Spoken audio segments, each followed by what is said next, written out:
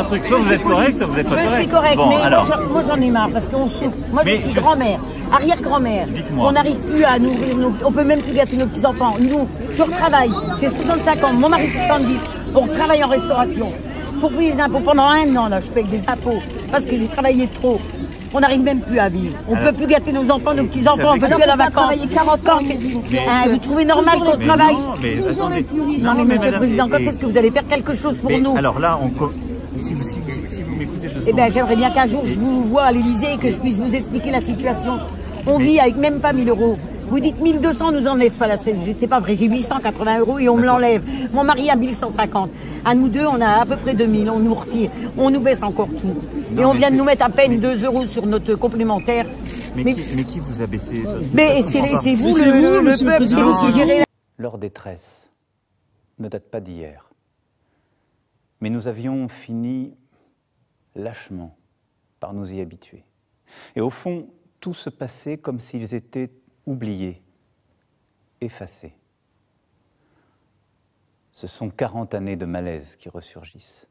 Malaise des travailleurs qui ne s'y retrouvent plus, malaise des territoires, villages comme quartiers, où on voit les services publics se réduire et le cadre de vie disparaître, malaise démocratique, où se développe le sentiment de ne pas être entendu, malaise face au changement de notre société, à une laïcité bousculée et devant des modes de vie qui créent des barrières, de la distance.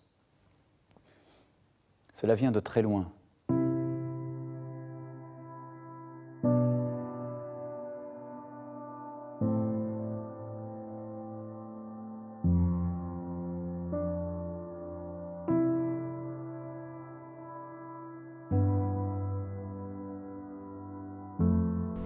Hachem se glorifie de chacun, de chacune d'entre nous de façon extraordinaire.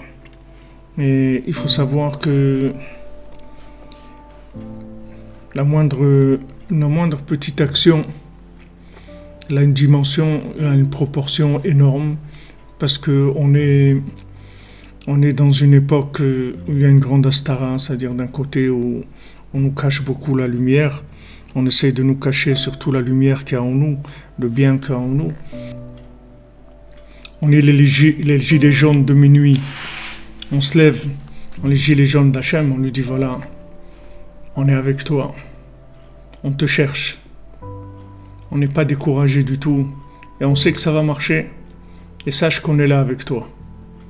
Donc sois avec nous aussi, aide-nous parce que nous on est avec toi. Alors ces moments-là, c'est des moments qui sont extrêmement privilégiés, c'est un très grand mérite de pouvoir avoir accès à ces choses-là. Il faut beaucoup remercier Akadosh Baruch Hu parce que c'est une conscience qui est pas donnée à tout le monde. C'est une conscience qui va être des Hachem donnée à tout le monde. Pour l'instant, elle n'est pas donnée à tout le monde. Et les gens qui l'ont, ils sont privilégiés. Ils doivent remercier Hachem et surtout prier pour le monde et faire attention de ne pas avoir des pensées négatives, des pensées d'accusation, parce que on n'est vraiment pas. C'est pas pour ça qu'Hachem nous a donné le mérite de faire partie des gens qui sont proches du palais, les gens qui se lèvent la nuit. On met le gilet jaune sur le pyjama et on sort, on y va et on attaque et on se met au travail. On dit à Hachem, voilà, je suis là, je suis avec toi. Voilà, je suis avec toi de tout cœur. Voilà, ce que je peux faire, je vais faire. Je vais allumer une petite bougie, je vais dire un peu des psaumes, je vais parler avec toi, je vais chanter, je vais faire ce que je peux pour te donner une résidence sur terre. Et en attendant de voir ta résidence construite, je vais te montrer que on a vraiment envie que tu aies ta résidence et que tu sois là avec nous. Et on souffre beaucoup du fait que tu sois caché de nous. Et toute la journée, on nous endort avec des piqûres d'argent, des piqûres d'honneur, des piqûres de consommation, des piqûres de toutes sortes de choses. On nous endort avec le cannabis, avec ce qu'on veut. Il y a le cannabis lui-même. Il y a les supermarchés aussi, c'est du cannabis. La vie, l'argent, c'est du cannabis. Tout ce qui endort la personne sur la conscience de la vie s'appelle du cannabis. C'est la même chose. C'est exactement pareil. Seulement, il y a des gens qu'on ne peut pas les endormir avec l'argent, avec les trucs et tout. Alors, on les endort avec le cannabis parce que si on commence à leur parler d'argent, tout ça, ça ne va pas les intéresser. D'accord, on essaye de trouver, mais ces gens-là, qu'est-ce qui peut les intéresser pour qu'on puisse les faire dormir? Alors, on cherche qu'est-ce qui va les intéresser. On essaye de les acheter avec ça ne marche pas. Alors, ils ont trouvé une méthode, c'est-à-dire on va rendre le cannabis, on va le rendre gratuit. Comme ça, ces gens-là, ils vont pouvoir s'endormir tranquillement. Marchand de sable, il va venir, et ils ne vendent pas ça au prix du sable, ça coûte plus cher que le sable, mais en tout cas, il va venir et il va endormir les gens. En tout cas, le monde, il est à l'envers. On ne peut pas abandonner les gens et partir. On ne peut pas dire « Shalom alay nafshi », que mon âme aille vers la paix et vous débrouillez-vous. Après moi le déluge. Et déjà Noach il a fait ça, ça suffit. On ne va pas recommencer cette histoire-là. Donc aujourd'hui, chacun est obligé d'assumer son travail et de faire ce qu'il a à faire. De faire ce qu'il a à faire. Donc on se lève la nuit et en fait on va remplir le monde de conscience, de vérité. On ne peut pas attaquer de face. Attaquer de face, d'abord c'est dangereux. Et en plus vous entendrez personne. Personne ne va vous écouter. Les médias, ils vont vous détruire complètement. Ils vont vous détruire complètement, les médias. Vous ne pouvez pas. Vous pouvez pas. Il n'y a pas une solution de frappe directe. Il faut commencer à grignoter de l'intérieur. Il faut commencer à vider de l'intérieur. À trouver des alliés, à trouver des gens qui sont sensibles à la vérité. Parce qu'ils ont eu un niveau de recherche dans leur vie qui était un peu plus que la moyenne du consommateur de Avrel. Quand est-ce qu'on mange? C'est-à-dire ils étaient un peu autres que Avrel. Ils ont cherché. Ils ont eu des actions positives, des actions, des idéaux dans leur vie. Avec l'idéal. Peu importe quel était son idéal, si c'était un idéal qui correspond à la vérité ou pas, le principal c'est déjà qu'il y ait un idéal. Des gens qui ont eu un idéal dans leur vie, ou qui ont encore un idéal. Alors ces gens-là, ils vont reconnaître le chant de la vérité. Ils vont le reconnaître. Parce que celui qui a un idéal, il a l'oreille musicale. Il connaît le son de la vérité. Il connaît le parfum de la vérité. Il connaît le parfum. Ce parfum-là, de la vérité, il le connaît. Il connaît le son. La vérité, ça a un son. C'est un son, c'est une musique. Quand vous avez cherché la vérité dans votre vie, quand vous entendez la musique de la vérité, on dit, vous n'avez pas besoin qu'on vous fasse des théories pour convaincre votre cerveau, comme je vous ai dit ce matin. Vous n'avez pas besoin. La musique, elle va vous convaincre complètement. Vous n'avez pas besoin de ça. Parce que vous connaissez, vous savez ce que c'est déjà. Seulement, ce n'était pas assez fort pour vous permettre de vous engager, pour vous permettre de sortir du sommeil du jour. Tout le mal, il vient du sommeil. Quand vous cassez le sommeil, vous cassez le mal. Comment vous cassez le mal? Vous prenez conscience du bien qui est en vous. Parce que toute la journée, c'est du sommeil. Toute la journée, c'est des comment on appelle ça? Des gens qui viennent faire du bruitage pour empêcher les ondes de passer, des brouilleurs d'ondes. Toute la journée, c'est des brouilleurs, des embrouilleurs pour que les gens ils soient endormir les gens. Alors on t'endort avec ça, ouais, on va te donner une petite prime, avec ça tu vas pouvoir t'acheter une trottinette, ah super, je vais avoir ma trottinette cette année, je vais recevoir une prime, et truc, et vas-y, et toute la journée, la trottinette, toute la journée.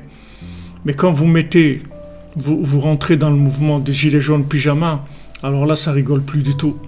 Là ça devient du sérieux, de très haut niveau. C'est plus du tout là vous commencez à devenir les bâtisseurs de la maison d'Hachem, les bâtisseurs du bien, les bâtisseurs de l'éveil du bien qu'il y a dans chacun.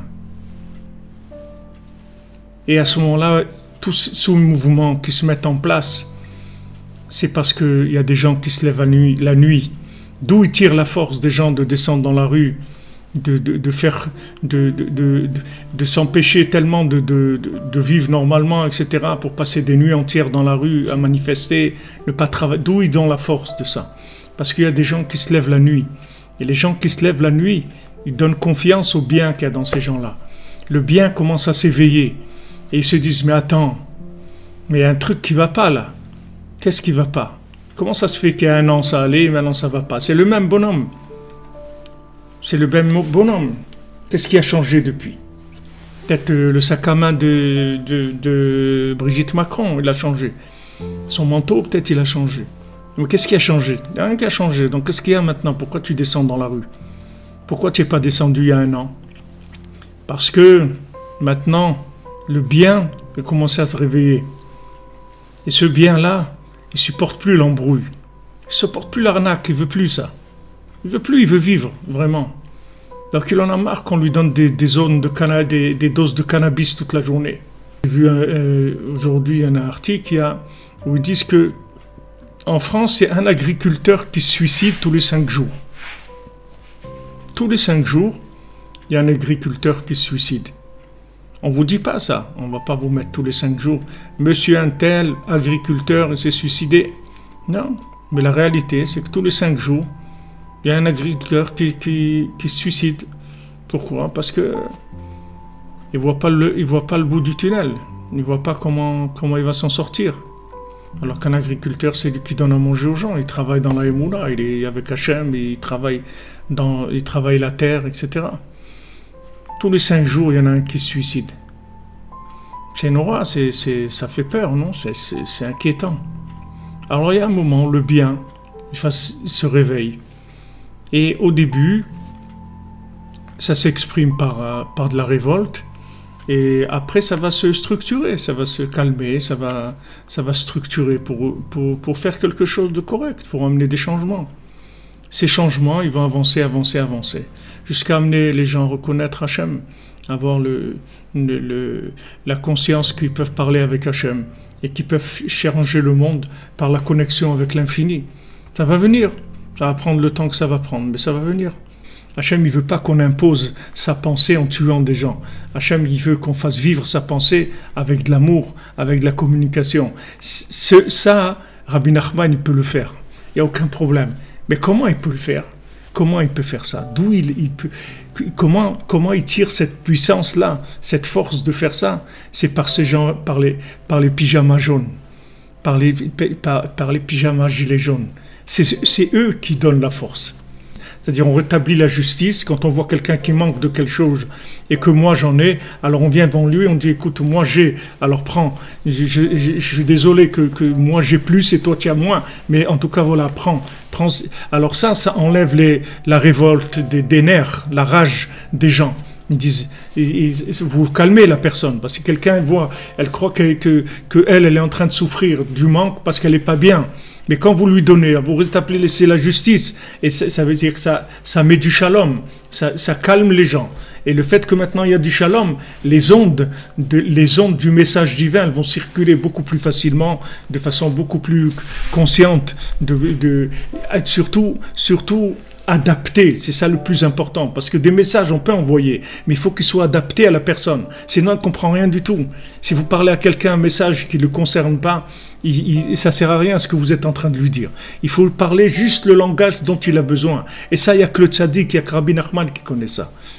Alors on a ce travail-là, de se lever la nuit, de parler avec Hachem, de diffuser, d'être béchalom avec les gens, d'être gentil, sympathique, de ne pas hésiter à se déguiser s'il faut se déguiser, de rentrer dans toutes les formes possibles et imaginaires que les gens ils ont besoin. Le principal, c'est qu'on arrive à établir le contact. Et avec ça, vous allez voir que la Géoula, elle va venir avec ce schéma-là, précisément. Vous le verrez qu'on ait le mérite, Bezat Hachem, de voir la Géoula de nos jours, très rapidement, qu'Hachem il nous libère. On a confiance en lui, on l'aime, mais on est fatigué. On est fatigué.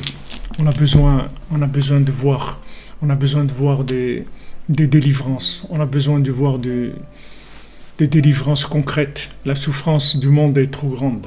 L'incompréhension est trop grande. Il y a trop de douleur, même si elle est imaginaire, mais il y a trop de douleur. Donc on demande à Hachem, par le sroud des tzadikim, le sroud de Rabbi Nachman, tous les tzadikim, de nous libérer dans la miséricorde. On ne veut pas faire de guerre, on veut faire mal à la personne. On veut que de la miséricorde, que Hachem y mette tout le monde d'accord sur une seule chose. Bayom Haoui Hachem Echad, Shmo Echad. Shema Israël, Hachem Elokeinu, Hachem Echad. Shabbat Shalom les amis.